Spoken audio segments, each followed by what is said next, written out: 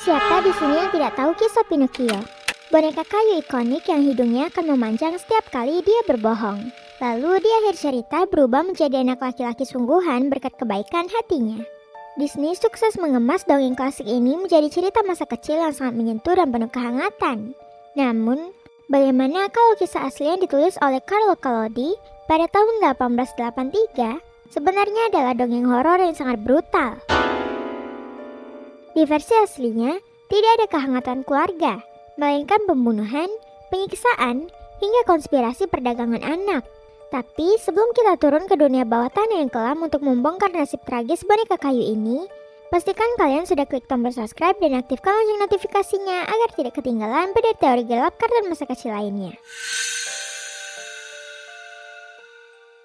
1. Sisi sadis dan kejam Pinocchio yang asli.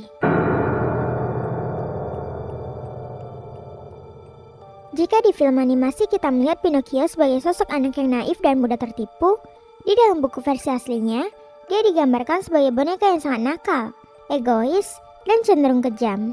Begitu selesai diciptakan dan bisa bergerak, tindakan pertama Pinocchio adalah menendang penciptanya sendiri, yakni kakek Geppetto. Tidak sampai di situ, dia bahkan memfitnah Geppetto di depan umum, hingga kakek tua yang malang itu ditangkap dan dijebloskan ke dalam penjara. Yang paling mengerikan adalah ketika Jimmy Cricket, si jangkrik berbicara, mencoba menasihatinya agar berubah menjadi anak yang baik. Pinocchio yang naik pitam justru mengambil palu kayu dan dengan kejam memukul jangkrik tersebut ke dinding hingga mati seketika. 2. Nasib tragis dan eksekusi di tiang gantungan. Akibat dari segala kejahatan, kebohongan, dan karmanya sendiri, Pinocchio harus mengalami nasib buruk yang bertubi-tubi tanpa henti. Di tengah perjalanannya, dia dirampok oleh dua penipu ulung, yaitu si rubah dan si kucing. Tidak hanya merampas uangnya, kedua penipu ini bertindak sangat sadis dan menikam tubuh kayu Pinocchio. Puncaknya, mereka menyeret boneka kayu tersebut dan menggantung lehernya di sebuah pohon ek besar.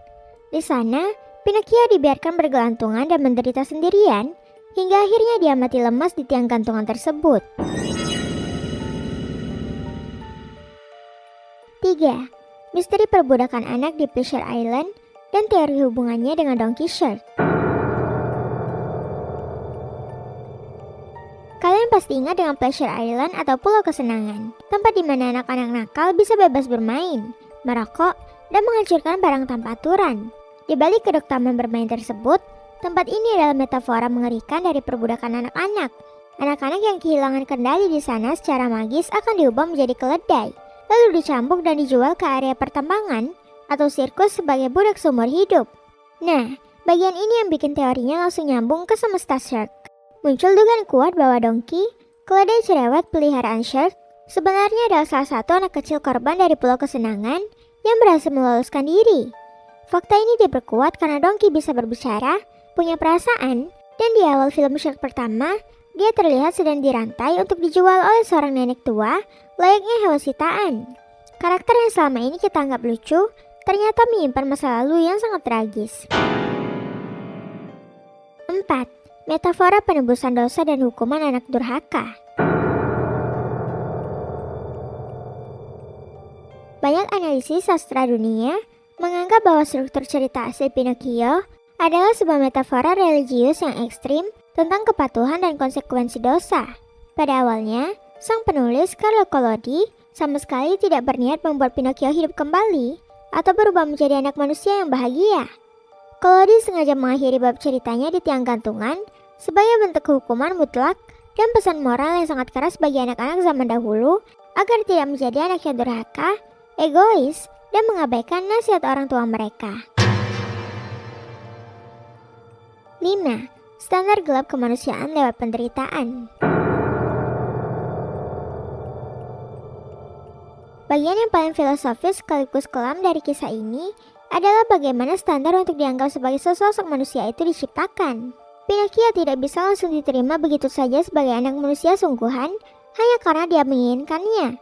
Dia dipaksa untuk disesatkan terlebih dahulu, dihukum secara fisik, kehilangan kebebasannya, hampir mati berkali-kali, hingga harus mempertaruhkan nyawanya di dalam perut monster laut demi menyelamatkan Geppetto. Seolah ada pesan tersembunyi yang sangat beracun di balik cerita ini. bahwa seorang anak harus membuktikan nilai dirinya dan kelayakannya untuk dicintai lewat penderitaan fisik dan mental yang luar biasa hebat. Pada akhirnya, dongeng Pinocchio bukan sekedar cerita fiksi tentang boneka kayu yang suka berbohong, melainkan sebuah refleksi kelam dari zaman dahulu tentang bagaimana penderitaan, kepatuhan buta, dan rasa bersalah digunakan untuk membentuk mentalitas seorang anak. Bagaimana menurut kalian? Apakah kalian setuju kalau Donkey di film Shrek sebenarnya adalah salah satu anak kecil korban kutukan Pulau Kesenangan Pinocchio? Tulis semua analisis dan pendapat liar kalian di kolom komentar di bawah ya. Jangan lupa untuk klik like video ini dan share video ini ke teman-teman kalian.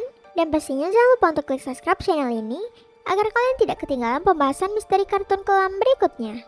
Sampai jumpa di beda teori selanjutnya.